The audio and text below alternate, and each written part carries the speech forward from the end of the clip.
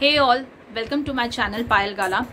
आज मैं आपके साथ में डिस्कस करना चाहती हूँ बहुत ज़्यादा very important topic which is about savings.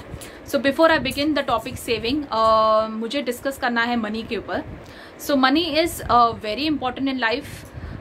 जैसे हो गया है, मनी हमको हमारा बहुत सारे नीड्स को सेटिस्फाई करता है। जैसे हो गया education, health, taking care of family, adventure, fun, ये सब चीज़ों के लिए मनी बहुत ज़्यादा इंपॉर्टेंट है।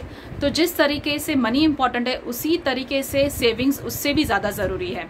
तो सेविंग्स हर किसी को लाइफ में होना ज़रूरी है। सेविंग होने से हमको फाइनेंशियल इंडिपेंडेंस मिलता है, फाइनेंशियल स्ट्रेस नहीं होता है और रिटायरमेंट में भी काफ़ी राहत देता है। तो everyone should have saving in their life.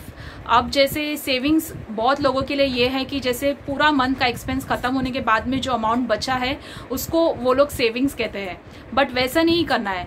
Initially ही हमको कुछ पैसा एक प्रपोर्शन डिसाइड करके हमको हमारे सेविंग के लिए रखना है and rest of the amount we should just try to adjust the whole month.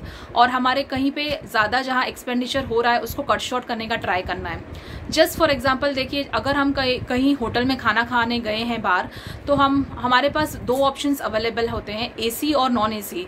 ठीक है, तो कुछ लोग क्या करते हैं कि लग्जरी को इंपॉर्टेंस देते हैं, ना कि नेसेसिटी को। But according to me, first we should just focus on necessity, not luxury, because having extra money, wasting extra money is, it is of no good use.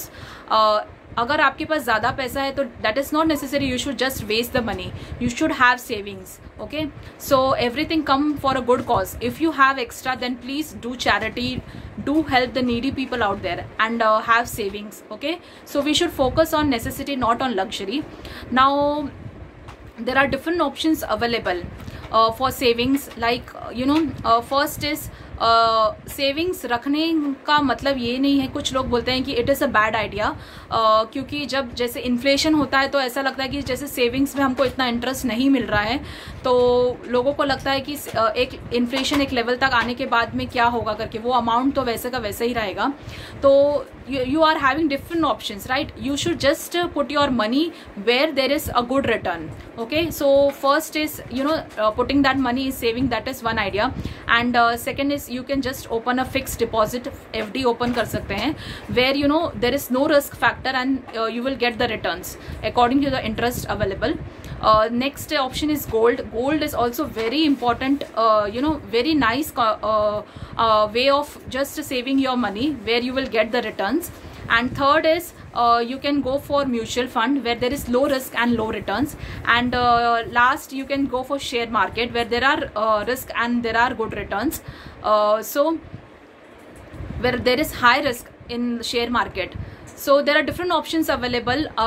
एक तरीके से बैंक में एक लेवल तक आपको अगर आप सोच रहे हैं कि एक लेवल तक मैंने मेरा पैसा जमा कर दिया है, जो भी एक्सपेंसेस है, जो भी फाइनेंशियल क्राइसिस होगा, I can look out there.